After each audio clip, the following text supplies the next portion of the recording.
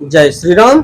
आइए चलते हैं हम आपको फिर पुनः प्रभु श्री राम के रामचरितमानस की कथा तृतीय सोपान अरण्य कांड में, जिसको सुनने और पढ़ने मात्र से ही हमारा आपका देश संसार का कल्याण हो जाएगा, क्योंकि 2 अक्षर के नाम से ही हमारा आपका उद्धार होगा।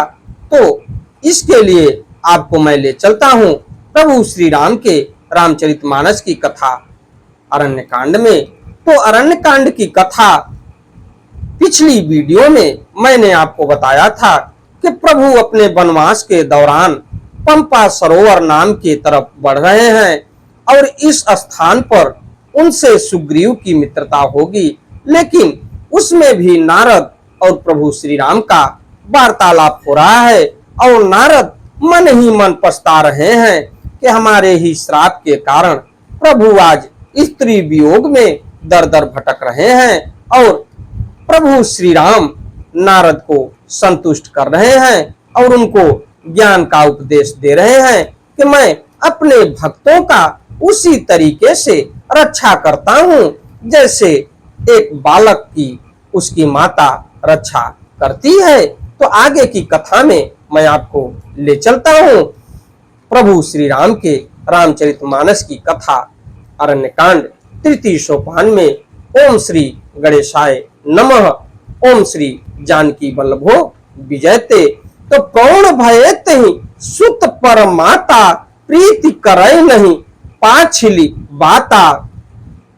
मोरे प्रौण तनय सम ज्ञानी बालक सुत सम दास अमानी। तो सयाना हो जाने पर उस पुत्र पर माता प्रेम तो करती है परंतु पिछली बात नहीं रहती, अर्थात मातृपरायण शिशु की तरह फिर उसको तो बचाने की चिंता नहीं करती, क्योंकि वह माता पर निर्भय न कर अपनी रक्षा आप करने लगता है। ज्ञानी मेरे प्रौण सयाने पुत्र के समान है और तुम्हारे जैसा अपने बल का मान न करने वाला सेवक मेरे शिशु पुत्र के समान है। ये प्रभु श्री राम कह रहे हैं। जननी मोर बल निज बल ताही दुह कह काम क्रोध रिपु आही।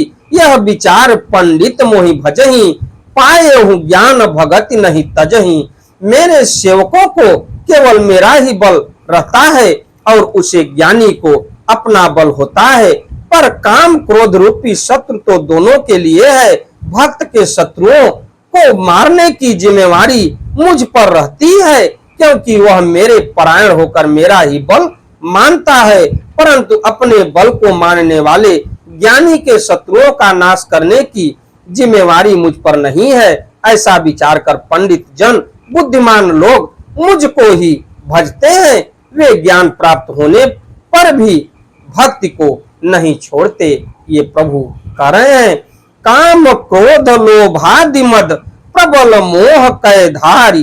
तीन मह अति दारुण दुखद माया रूपी नारी। तो काम क्रोध लोभ और मद आदि मोह अज्ञान की प्रबल सेना है।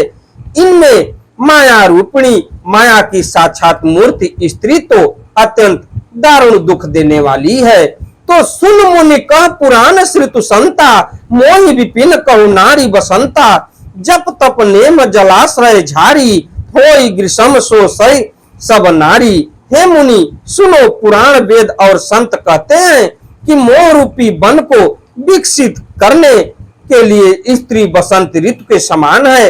जब तप नियम रूपी संपूर्ण जल के स्थानों को स्त्री ग्रीष्म रूप होकर सर्वथा सोख लेती है। काम क्रोध मद मत्सर भेखा इन्हीं हरस प्रद वर्षा एका। दुर्वासना कुमुद समुदायी तिन कह शरद सदा सुखदाई। काम क्रोध मद और मत्सर डाह आदि मेढक हैं। इनको वर्षा ऋतु होकर हर्ष प्रदान करने वाली एकमात्र यही स्त्री है। बुरी वासनाएं कमुदों के समूह हैं, उनको सदैव सुख देने वाली यह शरद ऋतु है। धर्म सकल सर सीरुह वृंदा होई हिम तिन्ही दह सुख मंदा। पुण्य ममता जवास बहुताई लुहई नारी शिशिर ऋतु पाई।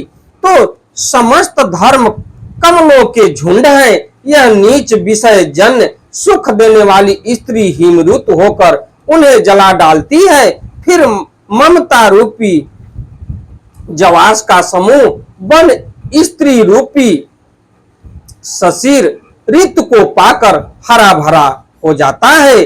पाप उलुक निकर सुखकारी नारी निबिड़ रजनी अधिआरी बुध बलशील सत्य सब मीना बनसी सब त्रिय कहीं प्रवीणा। पाप रूपी उल्लुओं को के समूह के लिए यह स्त्री सुख देने वाली घोर अंधकारमयी रात्रि है।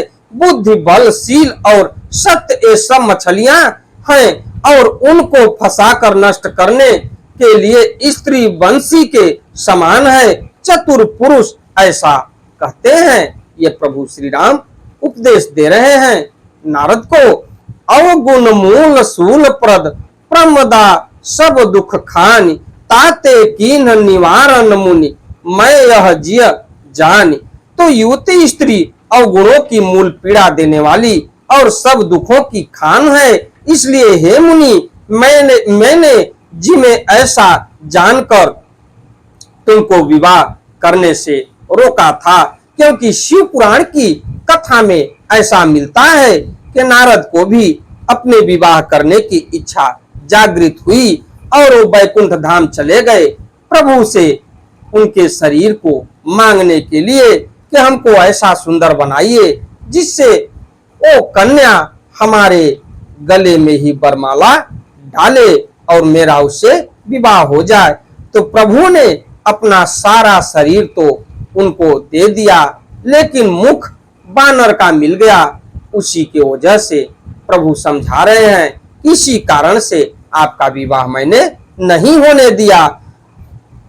तो जे न भजई अस प्रभु भ्रम त्यागी ज्ञान रंक नर मंद अभागी पुण्य सादर बोले मुनि नारद सुनहु राम विज्ञान विशारद। जो मनुष्य भ्रम को त्याग कर ऐसे प्रभु को नहीं भजते वे ज्ञान के कंगाल दुर्बुद्धि और अभागे हैं। फिर नारद मुनि आदर सहित बोले, हे विज्ञान विशारद श्री राम जी सुनिए, संतन के लक्षण रघुबीरा कहु नाथ भव भंजन भीरा।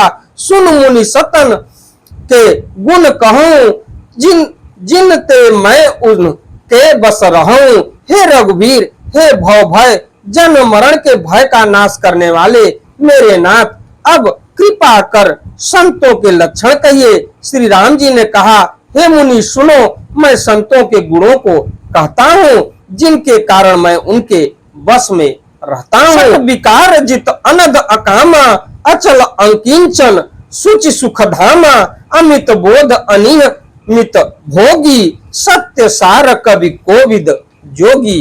तो उसके बाद वे संत काम क्रोध लोभ मोह और मद मत्सर इन 6 विकारों दोषों को जीते हुए पाप रहित कामना रहित निश्चल स्थिर बुद्धि अंकिंचन सर्व त्यागी बाहर भीतर से पवित्र सुख के धाम असीम ज्ञानवान इच्छा रहित मीताहारी सत्यनिष्ठ कवि विद्वान योगी सावधान मानद मदहीना धीर धर्म गति परम प्रवीणा। तो सावधान दूसरों को मान देने वाले अभिमान रहित धैर्यवान धर्म के ज्ञान और आचरण में अत्यंत निपुण गुनागार संसार दुख रहित विगत संदेह तजिमम मम चरण सरोज प्रिय तिन कहु देहन गेह।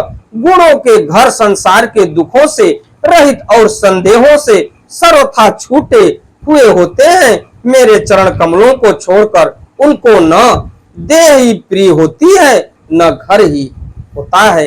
ये प्रभु श्री राम ऋषि गणों के बारे में बता रहे हैं कि उनको न घर प्रिय होता है न उनको देह प्रिय होता है।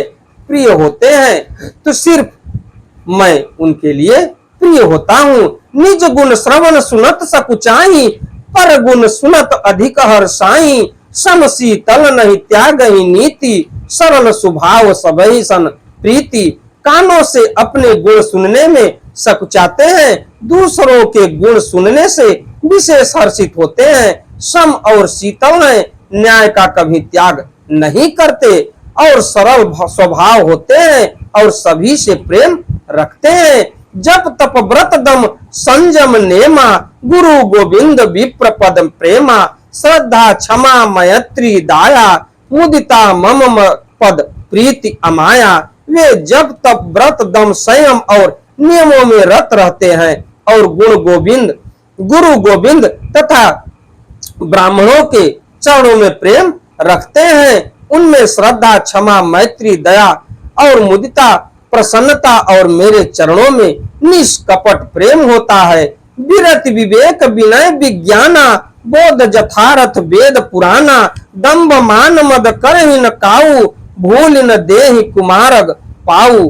तथा वैराग्य विवेक विनय विज्ञान परमात्मा के तत्व का ज्ञान और वेद पुराण यथार्थ ज्ञान रहता है। वे दंभ अभिमान और मद कभी नहीं करते और भूल कर भी कुमार्ग पर वे नहीं रहते।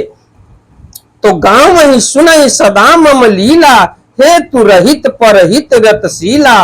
मुनि सुन साधुन के गुण जेते, कहीं न सकहीं सारद श्रुत तेते।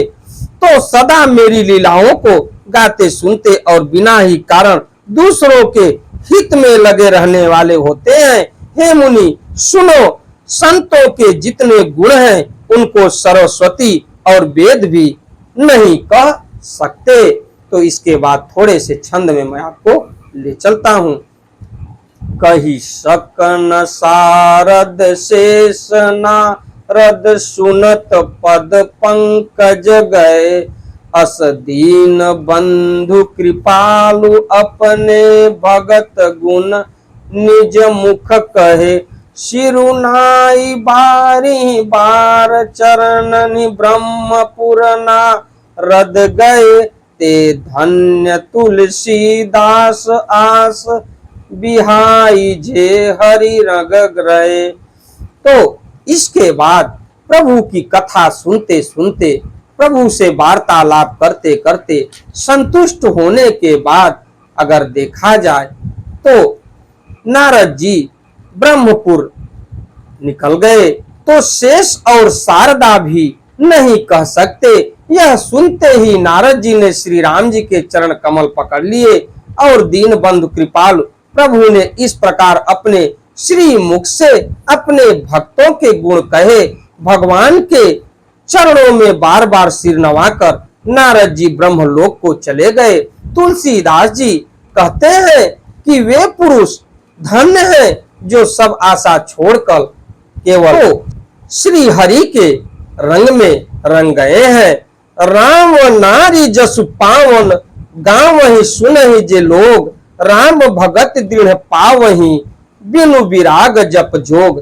जो लोग रावण के शत्रु श्री राम जी का पवित्र यश गावेंगे और सुनेंगे, वे वैराग्य जप और योग के बिना ही श्री राम जी के दृढ़ भक्ति पावेंगे। तो दीप शिखा सम जुबती, तन मन जनि होसी पतंग, भजहि राम तजि काम मद, करहि सदा सत्संग। युवती स्त्रियों का शरीर दीपक की लौ के समान है। हे मन, तू उसका पतिंगा न बन, काम और मद को छोड़कर श्री रामचंद्र जी का भजन कर और सदा सत्संग कर। इसी के साथ मैं अपनी वाणी को विराम देता हूँ। अगली कथा में मैं आपसे मिलता हूँ, क्योंकि मास पारायण का 22वां विश्राम है। तो इति श्री मद्राम चरित मानसे सकल कलि कलुष विध्वंस ने, तृतीय सोपान समाप्त। कलयुग के संपूर्ण पापों को विध्वंस करने वाले श्री रामचरितमानस का यह तीसरा सोपान समाप्त हुआ।